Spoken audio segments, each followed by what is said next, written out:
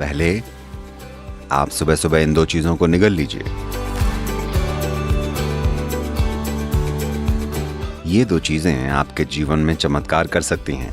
ये बढ़िया सफाई करती है और साथ ही कोशिकाओं की सूजन को मिटा देती है। अगर आप इसे पलट दें तो आप देखेंगी आपका दिन आराम से 20 घंटे तक चलता रहेगा, बड़े आराम से।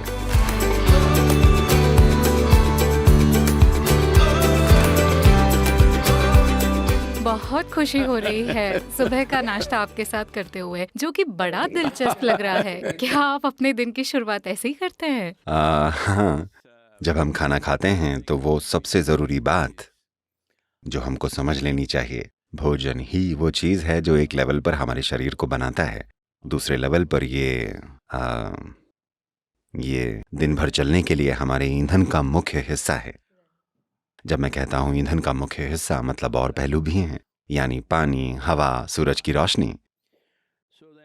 तो भोजन करने का पूरा पहलू ही संतुलित करना है, यानी आपके जीवन में ज्यादा क्या है।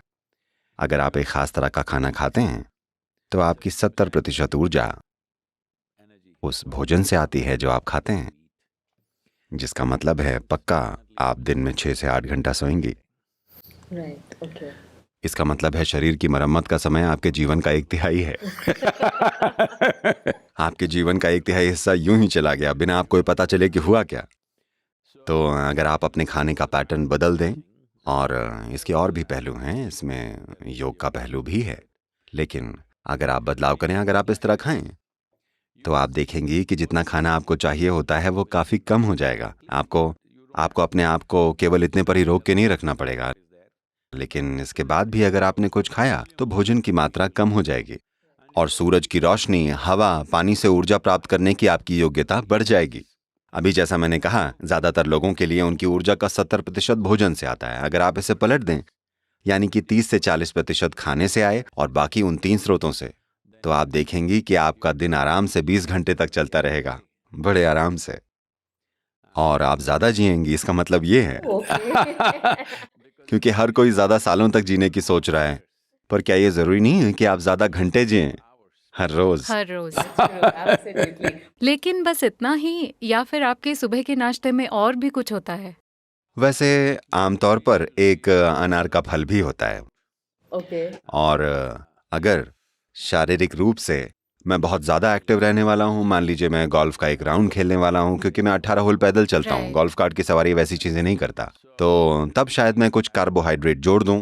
ये एक इडली या एक रोटी या वैसा कुछ हो सकता है। Okay. मतलब या तो गेहूं, चावल या बाजरा, इनमें से कोई एक चीज हम जोड़ देते हैं ताकि शारीरिक गतिविधि के लिए हमें जरूरी कार्बोहाइड्रेट मिल जाए।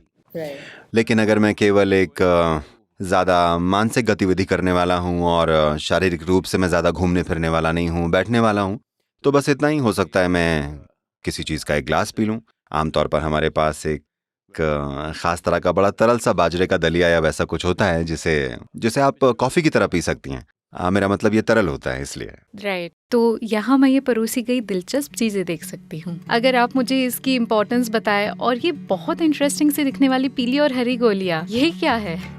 एक है ताजी पिसी हुई नीम की गोली, नीम की पत्तियों की गोली। दूसरी है हल्दी की गोली। ओके। हल्दी हम यहीं आसपास बड़ी उपजाऊ जमीन में उगाते हैं, जो पूरी तरह से जैविक या ऑर्गेनिक है, और नीम जाहिर है पेड़ों से आती है।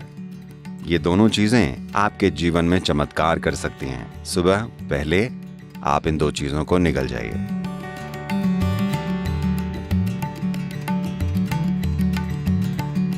फिर आप 10 से 15 मिनट तक इंतजार कीजिए ताकि ये फैल जाएं, क्योंकि ये दोनों आपके पेट की परतों के सूजन के लेवल को कम कर देंगी और वहां मौजूद बेफालतू के जीवाणुओं को भी मार देती है जो वहां हो सकते हैं। मान लीजिए वहां कोई परभक्षी है तो उससे भी निपट लिया जाता है, और साथ ही ये आप में एक निखार लेकर आता है। आप मुझसे मत पूछिएगा कि मुझ में निखार क्यों नहीं है। आप में है हमेशा। तो मैंने अब तक कुछ खाया नहीं है, इसको खाली पेट खाना होता है?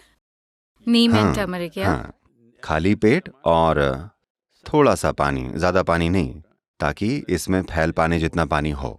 अभी यहाँ पर इन्होंने पानी कमरे के तापमान वाला रखा है, लेकिन घर पर जब आप इसको लीजिएगा आप गुनगुना पानी लीजिएगा, गर्म पानी नहीं, हल्का सा गर्म। Okay. बस दोनों की एक एक है ना? आप चारों के चारों ले सकती हैं। हाँ, मुझे आप कोई चेतावनी देना चाहेंगे? नीम बहुत कड़वी होती है। नहीं नहीं, आप इसे बस गोली की तरह निगल जाइए। वैसे भी वो नीम नहीं है, वो हल्दी है। मैं थोड़ा धीरे खा रही हूँ। निगल जाऊं पानी के बिना? आप पानी के साथ निगल सकती हैं, जैसे गोली खाते हैं। ओके, अब नीम। गाइस, मैं इसे खाने जा रही हूँ। ये कड़वी है सद्गुरु। तो देखिए, ये जीवन के लिए खुद को अभ्यस्त बनाने का तरीका है। बुरी नहीं है। एक बार आपने इतना कड़वा कुछ खा लिया तो पूरा दिन आपके साथ लोग कुछ भी करें, आपको लगता है वो बहुत अच्छा है। ये बढ़िया तरीका है। और क्या है? यहाँ मुझे कुछ ड्राई फ्रूट्स दिख रहे हैं। ये है अंकुरित मेथी, जो कि शरीर में कोशिकीय स्तर पर सफाई के लिए बहुत महत्वपूर्ण होती है। आपको इसे अच्छे से चबाना चाहिए जब तक कि आपके मुंह में बिल्कुल पेस्ट जैसी न बन जाए, फिर इसको निगल लीजिए। और ये हैं भीगे हुए मूंगफली के दाने। ये 6 से 8 घंटे तक भिगोए गए ओके। हैं, तो इसे भिगोना बहुत महत्वपूर्ण है। और ये बहुत बढ़िया क्वालिटी वाला प्रोटीन है, क्योंकि इसको जैविक रूप से उगाया गया है। देखिए, ये क्या कहते हैं उसे, वो हाइब्रिड या संशोधित चीज़ों के इतने बड़े बड़े दाने होते हैं, वो खाने वाली चीज़ें नहीं होती। ये असली हैं, ये बिल्कुल वैसे हैं जैसे इनको होना चाहिए। तो ये आपकी प्रोटीन की ज़रूरत को भी पूरा कर देंगे, और इसमें और दूसरे बहुत सारे एंजाइम्स भी होते हैं जो बहुत बहुत महत्वपूर्ण होते हैं। एक समय था जब मैं महीनों तक मूंगफली के दानों और एक केले पर जीवित रहा हूँ। पूरे दिन भर? पूरे दिन। इसमें वो सारा पोषण होता है जो आपको चाहिए। और ये ऑफ कोर्स बादाम हैं। ये थोड़े से, ये मेरी अंतर्राष्ट्रीय यात्रा के लिए हैं, क्योंकि ये यहाँ आसपास नहीं उगते। बादाम आसपास नहीं होते, लोग उगा रहे हैं लेकिन ज़्यादा लोकप्रिय नहीं है। और अब ये हैं अखरोट या वॉलनट्स। नट्स के फ़ायदे तो आप जानती हैं। Yes. ये आपसे थोड़ा मिलता जुलता सा है ना, ये मुझसे मिलता जुलता क्यों है? क्योंकि ये नट्स है। ये हैं अंकुरित मूंग दाल, जो कि प्रोटीन से भरपूर हैं, और इसका हरा हिस्सा बड़ा महत्वपूर्ण है। और ये बहुत ज़रूरी है कि बादाम को भिगोया जाए और इसको छील लिया जाए, क्योंकि इस तरह के मेवों में अपनी रक्षा करने का अपना खुद का एक तरीका होता है। जैसे ही आप इसे पानी में भिगो देते हैं, अब बीज को ऐसा लगता है उसे बोया जाएगा। हम उसे निराश कर देंगे, पर उसे ऐसा लगता है कि इसे बोया जाएगा, वो अंकुरित होगा और एक बड़ा पेड़ बनेगा, और उसके अपने ही सपने होते हैं।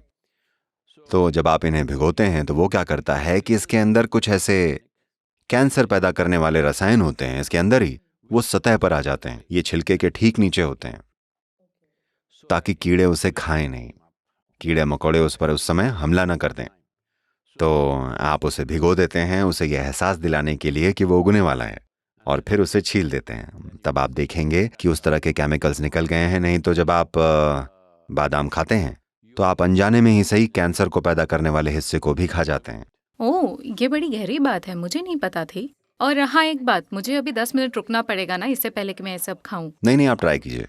मैं कर सकती हूँ। ओके, बात करते करते करूंगी। मैं शायद बादाम के साथ शुरू करूंगी। आप मेथी नहीं खा रही मैं हैं? लेती हूँ। वो भी कड़वी है, ओह, ऐसा क्या?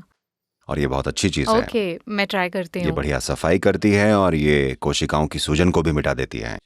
ये बहुत ज़रूरी है। ऐसा कोई खाना है जो हमें नहीं खाना चाहिए? आलू paratha, chola bhatura. What is that? Sabudana. Butter chicken. Thank you. Thank you very much. Thank you.